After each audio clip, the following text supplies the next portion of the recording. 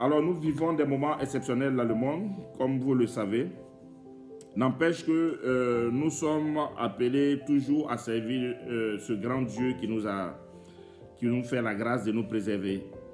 Vous savez, tout est une question de grâce. Quand il y a un vent pareil, ce n'est pas parce que tu es mieux que ceux qui sont morts. Ce n'est pas parce que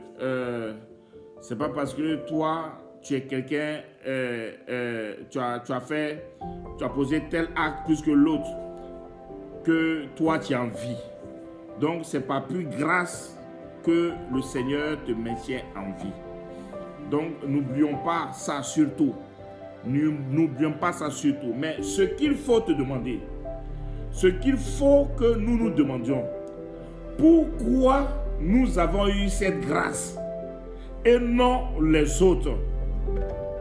C'est une question que, au sorti de ces moments terribles que le monde vit, il faut que tu t'asseyes et tu te demandes, mais pourquoi celui, mon voisin qui est à côté là, pourquoi il a été enlevé et que moi je suis resté sur la terre?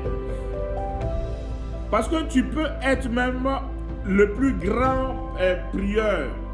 C'est-à-dire, c'est pas parce que tu es le plus grand prieur ou chose que Dieu va te conserver. Il y a des gens qui prient.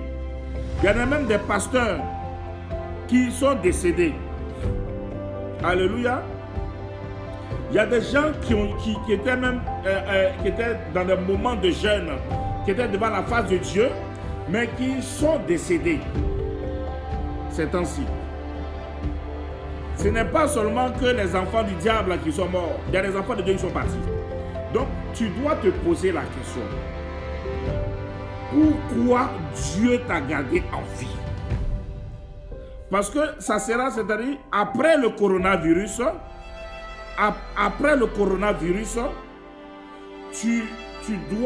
on va rentrer dans une nouvelle dispensation. Donc, ta marche avec Christ c'est-à-dire que la réponse de ta question de pourquoi là, c'est en fonction de cette, tu vas chercher à marcher à Jésus. Parce que Jésus t'a pas préservé pour rester là en vain. Sache une chose, ce n'est pas en vain que toi tu es resté sur la terre. Voilà pourquoi ta vision doit changer. Ta vision doit changer. Alléluia. Beaucoup de personnes ne comprennent pas le fonctionnement du monde. Mais ici, tout est une question de grâce. Beaucoup de personnes ont commencé à se remettre en question. Et moi, j'ai dit, je ne fais que constater l'échec des enfants de Dieu. Par rapport à cette situation, nous constatons que, c'est-à-dire que tous ceux qui pensaient qu'ils avaient un acquis, tout le monde constate, nous constatons tous que nous sommes tous nus. Et nous sommes tous petits devant la grandeur de Dieu. Parce que les hommes, avec les technologies, hier j'ai appris qu'il y a un ministre qui est décédé. Alléluia. Les plus hautes sommités, même le prince Charles, il a été atteint. C'est le prince Charles, hein, j'espère. Même comment on appelle, le premier ministre de l'Angleterre, il a été atteint. Mais pourquoi eux? Et pourquoi le Seigneur t'a préservé? C'est ce que tu dois chercher à comprendre bientôt. Que nous dit la Bible dans le livre de Actes 2, verset 17? La Bible déclare: dans les derniers jours, dit Dieu, je répandrai mon esprit sur terre. Je répandrai mon esprit sur toute chair. Vos filles et vos fils prophétiseront. Vos jeunes gens auront des visions. Et vos vieillards auront des songes. Oui, sur mes serviteurs et sur mes servantes, dans ces jours-là, je répandrai mon esprit. Et ils prophétiseront. Je ferai paraître des prodiges en haut dans le ciel et des miracles en bas sur la terre, du sang, du feu et une vapeur de fumée. le soleil se changera en ténèbres et la lune en sang, avant l'arrivée du jour du Seigneur, de ce jour grand et glorieux. Alors quiconque invoquera le nom du Seigneur sera sauvé. Alléluia. Je vais attirer ton attention sur le dernier passage de ce verset. Il dit, alors quiconque invoquera le nom du Seigneur sera sauvé. Et laisse-moi te dire que après ces événements, nous rentrons dans la dispensation où chaque enfant de Dieu doit se positionner parce que l'heure de la grande moisson a sonné. Alléluia. L'heure de la grande moisson a sonné.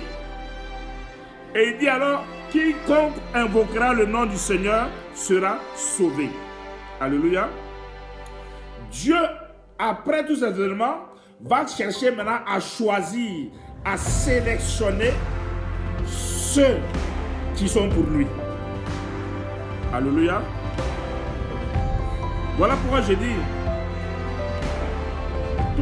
c'est que tout notre fonctionnement aujourd'hui qu'on a eu jusqu'à ce jour, tout doit être complètement mis à part, tout doit être mis à plat pour pouvoir répartir sur des bases que notre Seigneur Christ veut que nous partions là-dessus. Voilà pourquoi, certainement, certainement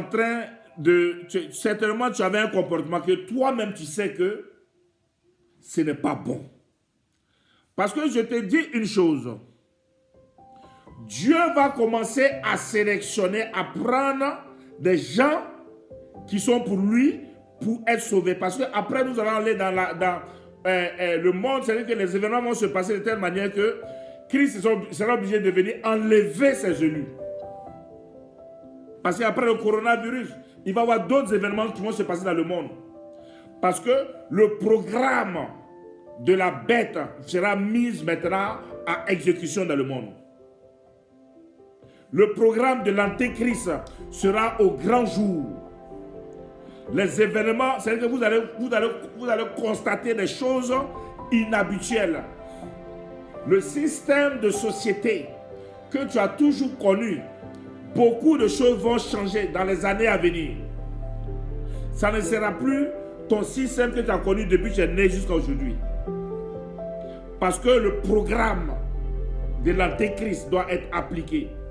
Ce n'est pas nous qui le voulons, mais il est déjà écrit depuis le commencement. C'est-à-dire que tout est déjà écrit. Et nous, quand nous lisons la chronologie des événements, nous voyons que nous entrons dans cette ère. Alléluia. Et c'est là que tu dois comprendre que si Christ t'a gardé en vie, si Christ a permis que tu vives cet événement, c'est parce que tu dois apporter ta partition. Alléluia. Tu dois apporter ta partition.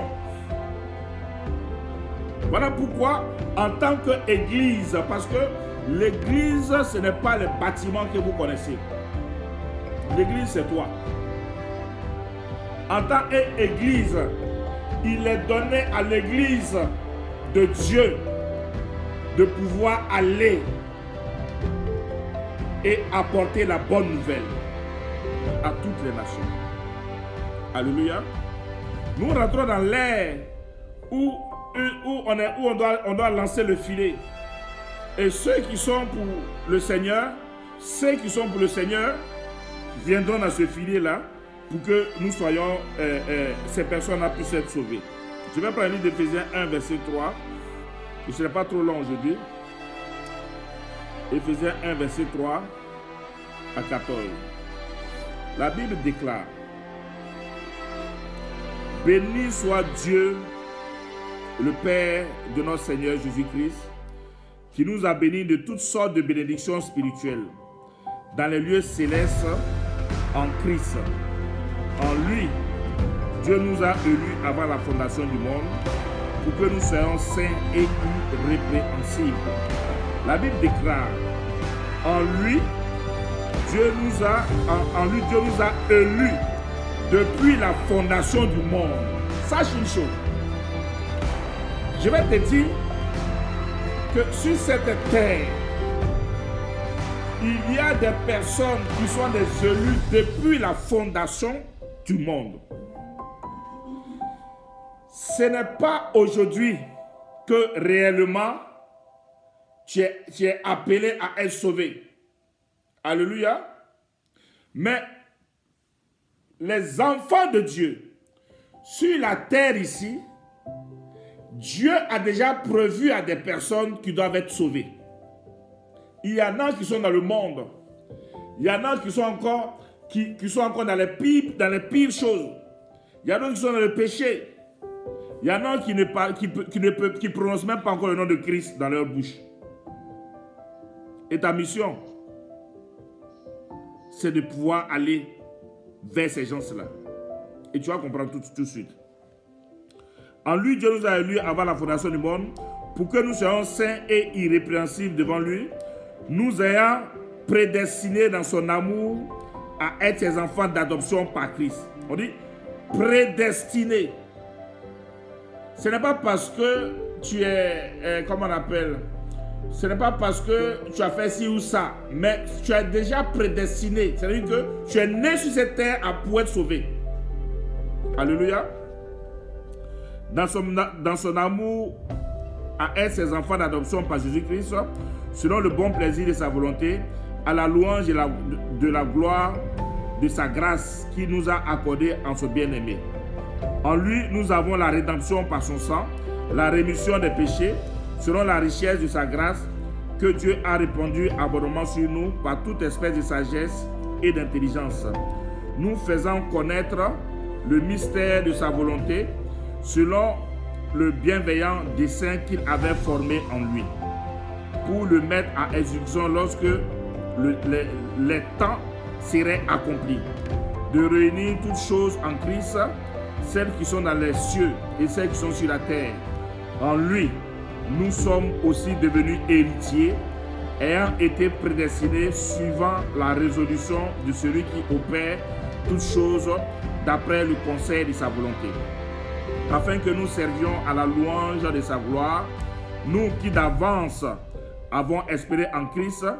En lui, vous aussi, après avoir entendu la parole de la vérité, l'évangile de votre salut, en lui, vous avez cru et vous avez été scellés du Saint-Esprit qui avait été promis, lequel est un gage de notre héritage pour la rédemption de ceux que Dieu s'est acquis à la louange de sa gloire. Alléluia. Donc, dans ce verset, on parle de certains qui sont élus depuis la fondation et qui sont déjà acquis. Alléluia. Il y a des gens qui sont déjà élus, qui sont déjà acquis sur cette terre. Alléluia. Vous direz que c'est quand même un peu bizarre que les personnes ont été déjà sélectionnées et sont déjà acquis. Oui. Il y a des personnes qui sont déjà acquis. Il y a des personnes que Dieu a mises à part. Moi, j'étais dans le monde. Quand j'étais dans le monde, et puis quand j'ai donné ma vie à Jésus, ils ont commencé à prophétiser sur moi. On dit, Dieu t'a mis à part. Moi, je ne comprenais pas. Dieu t'a mis à part. Dieu t'a mis à part. Les prophètes disent, Dieu t'a pas, Dieu t'a mis à part. Pourtant, je peux dire que j'étais encore un païen. J'étais encore un païen, mais on dit que je suis à part. Je venais d'être un nouveau chrétien. Et ce que Dieu a mis à part, quand j'ai commencé à entendre la parole de Dieu, quand j'ai commencé à entendre la voix de Dieu, automatiquement, j'ai su qu'il était l'heure de le suivre. Alléluia. Voilà pourquoi, si Dieu a permis que tu sois là, c'est pour aller afin que ce que Dieu a mis à part, tu puisses l'avoir à la maison. Et sache une chose, que tout ce que Dieu a mis à part, quand tu vas parler de Jésus, ce n'est pas toi qui vas les convaincre. Mais c'est l'esprit même là qui va le convaincre que Jésus est Seigneur, qu'il doit changer sa vie, il doit venir avec toi. Parce qu'il a été sélectionné. Alléluia. Parce qu'il a été sélectionné. Tout est une question de sélection. Écoute mon frère, tout le monde n'est pas de Dieu sur la terre. Tout le monde n'est pas pour Christ. Ceux qui ont été sélectionnés, lorsque toi tu es resté sur cette terre, c'est pour pouvoir sonner de la trompette. Ils vont entendre et ils vont te suivre. Alléluia. Je vous explique. On prend le premier livre de Matthieu 22, verset 36. Vous savez, quand j'ai donné ma vie au Seigneur, le premier verset dont il m'a parlé, et le Seigneur a dit, voici la base de ton ministère. C'est le livre de Matthieu 22, verset 36. Ceux qui sont avec moi depuis combien d'années, que ce soit Paola, que ce soit Ruth, elles savent que tout ce que je disais, tout mon verset de base avec Pasteur Régis, tous ces gens-là, c'est Matthieu 22, verset 30. J'ai prêché ça jusqu'à moi, je me suis fatigué. Alléluia. J'ai prêché ce verset-là sur toutes les coutures, parce que c'est mon verset de base. La Bible déclare, il dit, Maître, quel est le plus grand commandement de la loi? Écoutez très bien. Il dit, quel est le plus grand commandement de la loi? Et Jésus lui répond, tu aimeras le Seigneur ton Dieu de tout ton cœur, de toute ton âme, de toute ta pensée.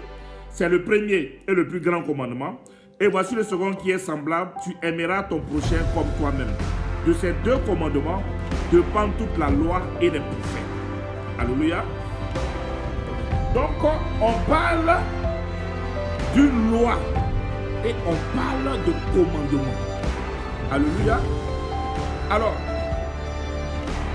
une loi est adressée à des gens que tu es, des gens qui sont tes administrés. Et on parle d'un commandement. Un commandement n'est pas pareil qu'une instruction.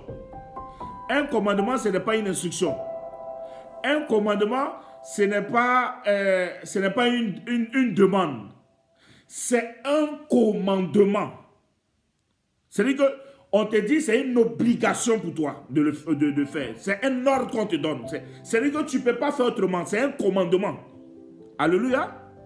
Et puis on te parle d'une loi. Une loi. Vous savez par exemple, je vous prends l'exemple de la France.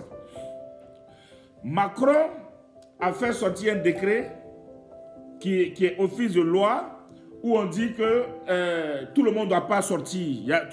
On doit faire le confinement.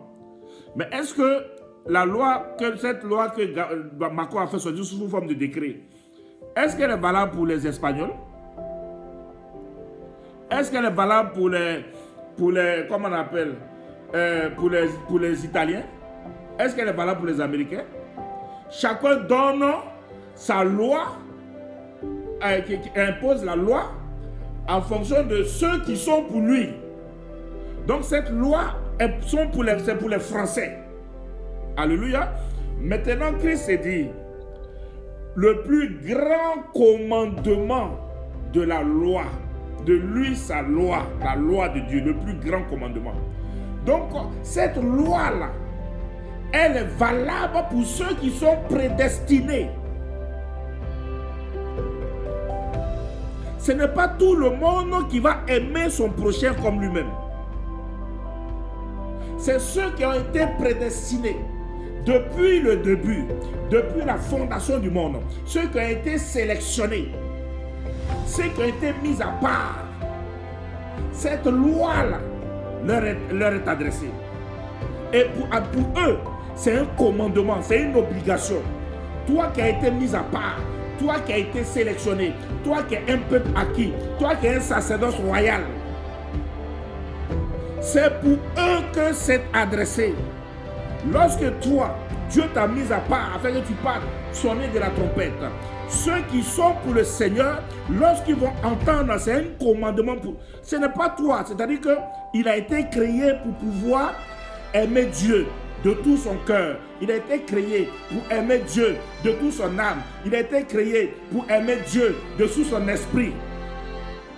Et il a été créé pour aimer son prochain comme lui-même. Alléluia. Donc, nous allons rentrer dans un moment où nous allons parler de Jésus.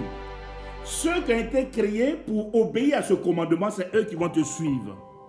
Voilà pourquoi tu ne vas même pas perdre ton temps sur certaines choses. Parce qu'il y a certains gens, il y a certaines personnes qui ont été créées pour travailler pour Satan. Alléluia. Il y a des gens qui ont été créés. Tu vas beau parler de Jésus.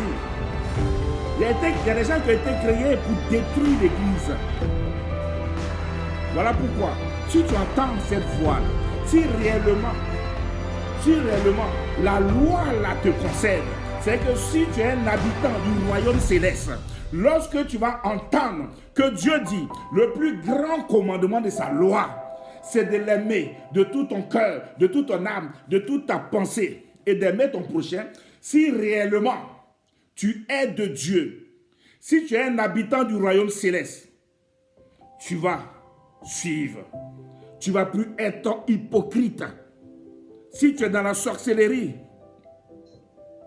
parce que oui, il y a des gens qui ont été corrompus dans la sorcellerie, qui sont des enfants de Dieu. Sache que ces personnes-là, à partir de maintenant, lorsqu'ils vont entendre la voix de Dieu, ils vont renoncer à la sorcellerie. Si tu vois que la personne ne peut pas renoncer, mon frère, il ne faut pas te fatiguer. Il n'est pas de Dieu. Ceux qui sont mis à part, parce que nous rentrons dans une dispensation où le programme de l'Antichrist sera mis en œuvre. Donc ceux qui ont été mis à part, lorsque tu vas parler, ils vont te suivre. Mais celui qui ne veut pas te suivre, celui qui veut rester dans la sorcellerie, sache que c'est un fils de la perdition. Jésus n'est pas venu pour tout le monde. Jésus n'est pas venu pour sauver tout le monde. Sache une chose, que c'est la vérité. Tu vas perdre ton temps sur les enfants de Satan. C'est une vérité qui est triste, mais c'est une vérité qu'il faut que je te le dise. Donne-moi une série, s'il te plaît. Alléluia. Ceux qui sont à Christ, le commandement leur est adressé. Ils vont le suivre. Ils vont le suivre. Tu ne feras même pas beaucoup d'efforts. Parce qu'il sait, parce que dans son anatomie,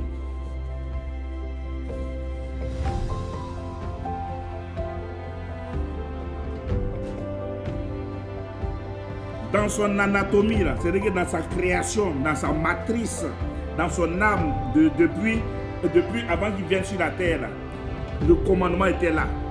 L'heure est arrivée. Ces gens-là, va. Toi, Dieu t'a permis que tu restes là, pour que tu partes. Pour propager la bonne nouvelle jusqu'aux extrémités de la terre. C'est que la bonne nouvelle doit être arrivée partout. Pourquoi Christ, avant qu'il revienne, il attend que la bonne nouvelle passe jusqu'aux extrémités de la terre? C'est pour que ceux que le commandement leur est adressé, ils puissent entendre. Et ils vont le suivre. S'ils sont dans la sorcellerie, ils vont laisser. Je te dis, mon frère, tu ne vas plus perdre ton temps sur certaines choses. Parce qu'il y a des gens, même dans l'église, qui viennent à l'église, qui sont les fils de Satan. Tu ne vas plus perdre ton temps sur eux. Parce que nous ne sommes pas dans le temps où on doit perdre notre temps. On dit, on va à l'essentiel. Ceux que ce commandement leur est adressé, ils vont suivre leur Seigneur. Alléluia. Ils vont suivre leur Seigneur. Donc, l'heure de la grande moisson a sonné. L'heure de la grande moisson a sonné. Ce que Dieu a prévu qu'ils puissent venir. Il ne faut pas dire, mais pourquoi? Il ne faut pas chercher à comprendre. C'est comme ça y est. Ce n'est pas toi, même Jésus même là. C'est lui-même qui a dit qu'il n'est pas venu pour tout le monde. Vous comprenez? Donc toi, ta mission, je ne sais pas dans quoi tu es.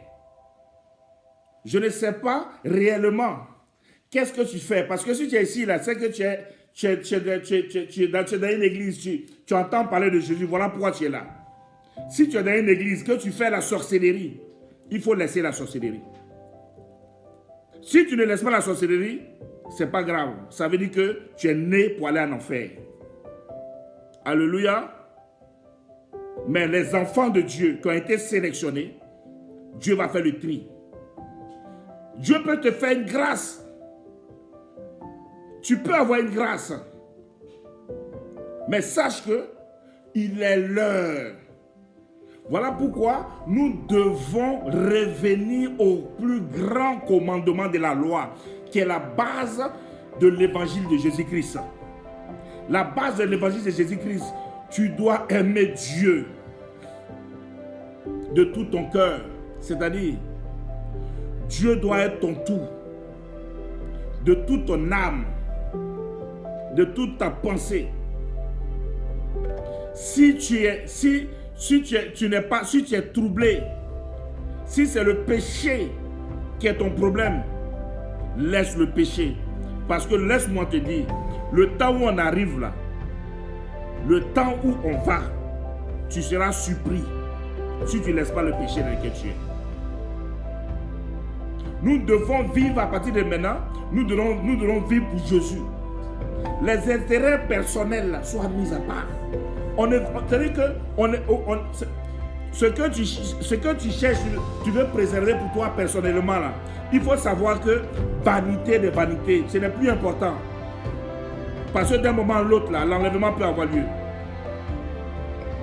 Parce que quand le programme a commencé, et c'est le temps. La fois passée, je parlais avec une de mes filles, j'ai dit, c'est une grâce pour moi de connaître ce moment-là. Elle était étonnée. J'ai dit, moi, c'est une grâce. Parce que ce qui est écrit dans la Bible, nous vivons ça. C'est une grâce pour moi de connaître ce moment-là, afin que nous puissions travailler pour que le Seigneur revienne. Il vient venir bientôt. C'est-à-dire que d'un moment à l'autre, l'enlèvement peut avoir lieu. Parce que la grande tribulation a commencé.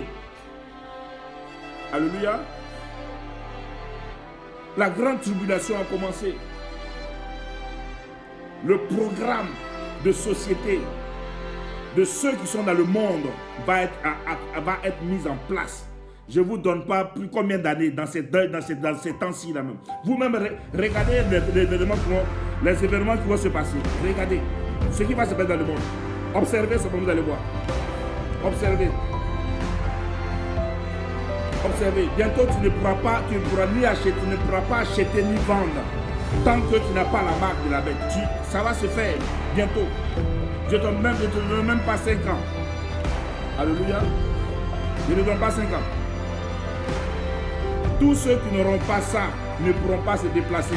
Tous ceux qui n'auront pas la marque, ils ne pourront pas acheter. Tous ceux qui n'auront pas la marque, ils ne pourront pas voyager. Tous ceux qui n'auront pas la marque, ils ne pourront pas aller se soigner. Tous ceux qui n'auront pas la marque, tu sais comment tu vas faire?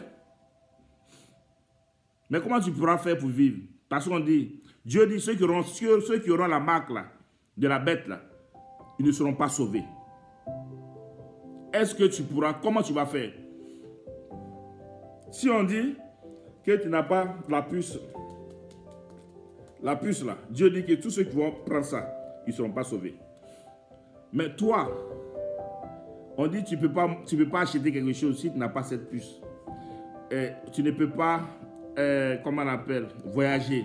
Tu ne peux pas aller te soigner. Mais tu vas faire comment? Voilà pourquoi j'ai dit que je constate que il y a eu un problème au sein de l'église même. Parce qu'on n'a pas enseigné aux enfants. Il est tard. On n'a pas enseigné comment faire pour vivre au moment de la grande tribulation. Hein? Peut-être qu'il n'est pas trop tard. Mais comment les enfants de Dieu pourront vivre? Est-ce que le monde, est-ce qu'on vous a dit quelle serait l'attitude il faut adopter? Mais nous les chrétiens, le dimanche dernier, j'ai dit, on a donné dos à tout. On a Christ, mais on a donné dos à tout. On sera soumis à ceux qui sont dans le monde. Vous comprenez? Mais ça, ce sera le thème d'un autre enseignement. Donc, je veux vous exhorter ce matin. Il ne faut plus penser à toi-même. À partir de maintenant, là, il faut penser aux intérêts de Jésus-Christ. Il faut penser aux intérêts de Jésus-Christ. C'est de ça qu'il s'agit. Quel est l'intérêt de Jésus-Christ? Que le maximum de personnes soient sauvées. C'est ça. Va parler de Christ. Change, aime ton Dieu de tout ton cœur, de toute ton âme. Change de caractère. Si tu es égoïste, arrête l'égoïsme parce que tu iras en enfer à cause de l'égoïsme. Si tu as la jalousie, laisse la jalousie. Tout ce qui concerne le péché de la chair, dont le livre de Galates parle, sors dedans, sors dedans. Peut-être qu'on t'a donné la sorcellerie très tôt, et tu es dans la sorcellerie, et tu viens à l'église là, c'est moi, ou bien maman à l'église là, ta mission là, c'est de nous attaquer. Sache que tu vas mourir, tu vas aller en enfer. Ce que tu es dedans, ce que Satan t'a confié, c'est pour t'envoyer en enfer. Parce que toi, ton travail, c'est d'attaquer les enfants de Dieu. Si tu es dans une église, et puis ta mission là, c'est de pouvoir mettre les gens en palabre, ou de manipuler les gens afin qu'il y ait une inimitié entre eux. Sors dedans. Sors dedans. Parce que ça va te conduire à l'enfer. Mais si tu es un enfant de Dieu, si tu entends cette parole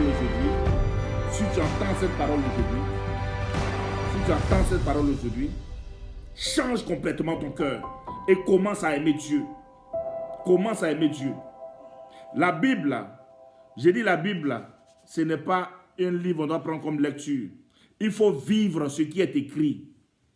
Moi, je ne suis pas un partisan des récitations bibliques. Je suis pas, depuis que vous êtes derrière moi, vous savez que je ne suis pas un partisan de ça. Voilà pourquoi les gens qui enseignent, qui prêchent sans ce qu'ils vivent là, je ne suis pas d'accord avec eux. Parce que moi, quand tu prêches quelque chose, il faut tout faire il faut te battre pour vivre ça.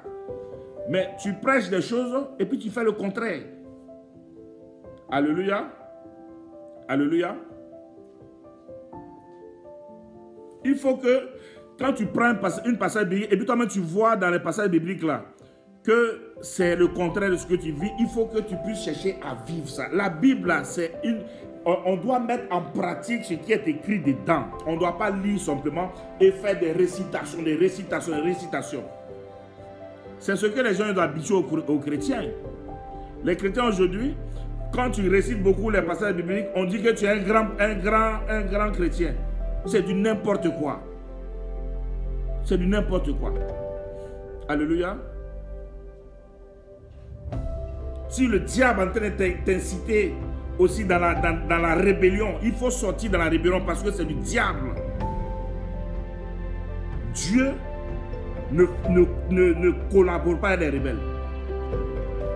Dieu ne négocie même pas avec eux. Quand il y a eu la guerre au ciel, Dieu n'a pas négocié avec les rebelles. Il a demandé à la camp Israël de les combattre. Voilà pourquoi la rébellion, là, c'est la sémence du diable. L'une des premières semences de Satan. C'est ça. J'ai dit, il faut que nous soyons un. Dimanche dernier, j'ai parlé de ça. J'ai dit, il faut que l'amour soit circulaire.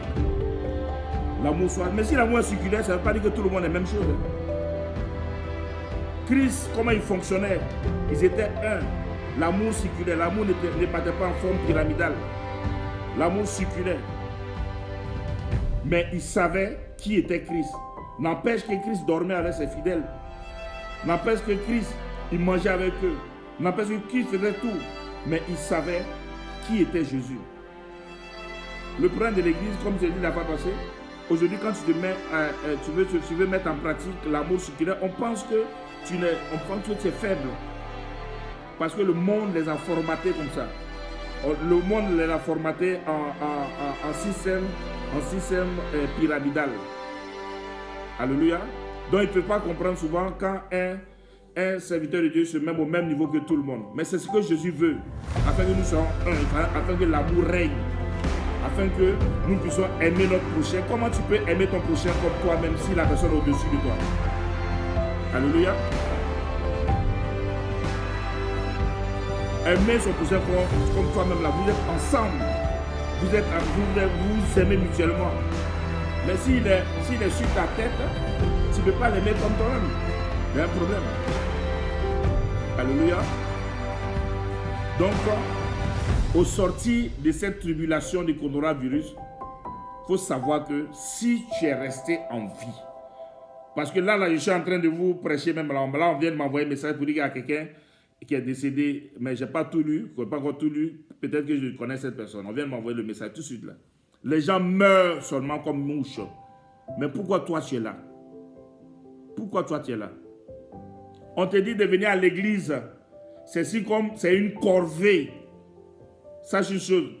Venir écouter la parole de Dieu, il faut savoir que ça doit plus être une corvée pour toi. C'est un commandement. Si tu es un enfant de Dieu là, c'est un commandement. Il faut que ce soit un commandement pour toi. On ne va pas te demander pardon pour venir à l'église. On ne va pas te demander pardon pour pouvoir faire des choses pour l'église. On va pas, c'est-à-dire qu'on a organisé beaucoup d'événements dans l'église, mais il y a des gens qui ont travaillé dans l'église, ils veulent on se mette à genoux devant eux pour leur dire oui, merci parce que tu as fait ci, tu as fait ça. Bon, c'est normal, on peut dire ça, mais ce n'est pas comme ça l'amour familial. C'est un commandement pour toi de travailler pour l'église, pour les choses de Dieu, c'est un commandement. C'est ce que Christ nous dit dans sa parole. Tu dois le faire parce que c'est comme ça. C'est ça l'amour familial. Nous sommes un, c'est une même famille. Il ne faut plus voir l'église comme une entité extérieure à toi. Beaucoup de personnes considèrent l'église comme une entité extérieure et ils vont seulement de temps en temps, mais ils ne sont pas impliqués, ils n'ont pas leur cœur dedans. Voilà pourquoi quand on leur parle, on leur dit quelque chose, seulement ils n'aiment pas, ils se fâchent. Moi, je ne vais plus à l'église. Moi, je ne vais plus à l'église. Ah oui, dans cette église-là, voilà comment les gens sont. Mais tu n'as rien compris. Certainement, peut-être que tu n'es pas de Dieu. Parce que ceux qui sont de Dieu, là, ils ne se fâchent pas. Parce que, quel que soit ce qu'on fait, quel que soit ce qu'on leur dit, ils trouvent que c'est normal. Parce que le commandement, parce que tu es né avec ce commandement-là. Donc, l'amour ne soupçonne pas de mal. L'amour pardonne tout. L'amour aime son prochain. L'amour supporte tout. Tu le fais. Les autres vont dire, ah mais lui là, il supporte. Non, non, non. Toi et l'autre, vous n'êtes pas la même chose. Toi, c'est un commandement pour toi. Donc, c'est-à-dire que la loi de ton royaume là te demande de faire. C'est une loi, c'est comme ça. L'autre, il ne comprend pas parce qu'il n'est pas du même royaume que toi. Vous n'êtes pas du même royaume. Mais si toi, tu veux fonctionner comme lui dans son royaume, c'est qu'il y a un problème. Voilà pourquoi moi, je ne vais plus perdre mon temps sur certaines personnes. Parce que je sais que l'heure de la moisson a commencé. Je vais observer ceux qui sont de Jésus, ceux qui sont pour Christ là. Lorsqu'ils entendront, leur vie sera transformée. Lorsqu'ils entendront, ils vont suivre le Seigneur. Ils vont marcher pour Dieu. Ils vont vivre pour Dieu. Ils ne vont plus voir l'église comme une entité lointaine. Ils vont voir l'église comme leur véritable famille. Parce que ce que tu ne sais pas, tu es né dans ta famille là. Si tu es un enfant de Dieu, en réalité, ce n'est pas ta famille là, c'est l'église. Ta famille là, Dieu t'a fait passer dans une famille qui t'a vu naître, tu as grandi là-bas. C'est ta famille génétique. Mais ta véritable famille, c'est l'église. Parce que tu peux être né avec, c'est-à-dire que tu peux être né dans une famille, mais dans ta famille là, d'autres ne sont pas de Dieu, d'autres sont de Dieu dedans. C'est la triste réalité, vous ne savez pas. Tout est une question de l'esprit. Dans l'esprit là, il y a des esprits qui viennent, qui sont de Dieu, il y a d'autres qui ne sont pas de Dieu. Alléluia. Voilà pourquoi toi tu peux aimer Dieu, mais ta famille peut haïr Dieu, tu peux ne pas comprendre. Mais si tu es fait comme eux, c'est que tu n'as rien compris. Ou bien peut-être le commandement n'est pas concerné. Tu n'es pas concerné par ce commandement. Donc tu vas prier. Si tu sais que ton cœur est mauvais, tu vas prier sur ton cœur. Si tu es de Dieu là, Dieu va changer ton cœur. Dieu va te transformer. Dieu va remplir ton cœur d'amour. Si tu es dans l'hypocrisie, tu vas demander à Dieu de transformer ton cœur, d'enlever l'hypocrisie. Si ça ne va pas, que tu vois que tu demeures comme ça, il faut connaître, il faut savoir que tu appartiens à l'autre là. Alléluia. Que Dieu vous bénisse. Je vais laisser maman prendre le relais. Que Dieu vous bénisse et que la grâce et la faveur de Dieu, je prie que cette loi qui te concerne, toi, enfant de Dieu, que le commandement qui t'a été donné avant que tu viennes dans ce monde, que dès maintenant, tu peux mettre en pratique ce commandement afin d'aimer ton prochain, afin d'aimer Dieu de tout ton cœur, de toute ton âme, de toute ta pensée, de toute ta force et d'aimer ton prochain comme toi-même. Non, j'aime le verset qui dit de toute ta force. On parle de force, c'est-à-dire que tu dois aimer de toute ta force. Aimes-tu Dieu de toute ta force? C'est le plus grand commandement de la loi, mon frère. Tu es froid pour les choses de Dieu. Tu ne l'aimes pas de toute ta force. Quand on aime de toute la force, on n'est pas froid. La force n'est pas froide. Alléluia. La force, c'est quelque chose de chaud. C'est chaud. Aimes-tu Dieu? Si tu es froid, tu n'es pas de Dieu. Tu seras vomi. Même si tu es tiède, il y a un problème. Tu dois être chaud pour les choses de Dieu. En ce moment de coronavirus, est-ce que tu intercèdes pour tes frères? Est-ce que tu pries pour les autres? Est-ce que tu t'occupes de toi-même? Est-ce que ton problème là, tu t'occupes des autres, de tes autres frères? Ou bien tu pries pour toi seul, ta protection? C'est de l'égoïsme spirituel. On fait même des intercessions sur le direct chaque 1h du matin. Il y a des gens qui ne viennent même pas intercéder avec nous. On intercède pour le monde entier. Est-ce que tu aimes Jésus? Tu vas venir prier avec nous pour le monde entier. Tu vas prier pour des gens que tu ne connais pas. Parce que voilà pourquoi Dieu t'a gardé sur cette terre. Pour que ta prière là, ça va toucher quelqu'un que même tu ne connais pas. Voilà pourquoi tu vas venir. Tu vas partager même. Lorsqu'on dit non, on fait le direct, tu vas partager. Parce que le commandement te concerne. Mais mon frère, si tu ne fais pas tout ça, je vais considérer que tu n'es pas fait pour... Tu n'es pas de la maison. Et je ne vais pas t'en vouloir. Si Jésus lui-même, là, il ne t'a pas prévu dans sa maison, pourquoi moi, il me fâcher avec toi? Que Dieu vous bénisse et que sa grâce, et que tu sois chaud, et que et que tu aimes le Seigneur, afin que tu ne rates pas le dernier virage. Nous sommes dans un dernier virage. Peut-être que tu ne sais pas. Moi, je t'annonce. Sache que la voix que tu entends là, c'est comme une trompette qui est en train de sonner. Je t'annonce que nous sommes dans le dernier virage. Les gens seront surpris. Personne ne connaît l'heure ni le jour. Ça peut être demain. Nous sommes dedans là.